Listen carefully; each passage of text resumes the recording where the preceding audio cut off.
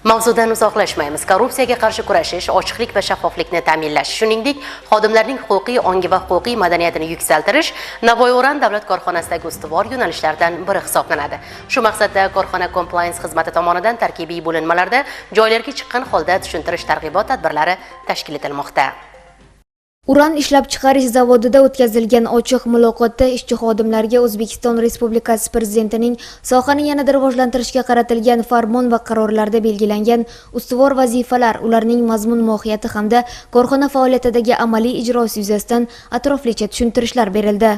Shu bilan birga korxonada korrupsiyaga qarshi kurashish tizimini takomillashtirish, ichki nazorat mexanizmini kuchaytirish, manfaatlar to'qnashuvini oldini olish, shuningdek ochiqlik, shaffoflik va hisobdorlik tamoyillarini ta'minlash borasida amalga oshirilayotgan ishlar haqida batafsil ma'lumotlar taqdim etildi. Uchrashuv davomida korrupsiyaga qarshi kurashish har bir xodimning faqatgina huquqiy emas, balki kasbiy va fuqarolik mas'uliyati ekani alohida ta'kidlandi.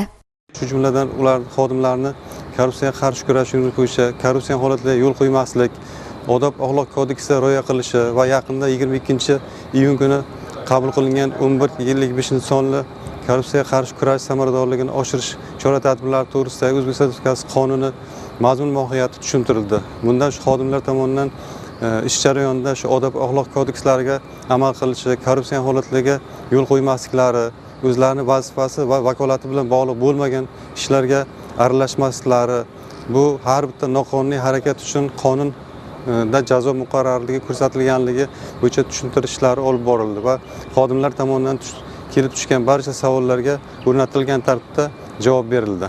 Compliance xizmatining bu kabi targ'ibot tadbirlari korxonaning boshqa ishlab chiqarish obyektlarida ham izchil davom etmoqda.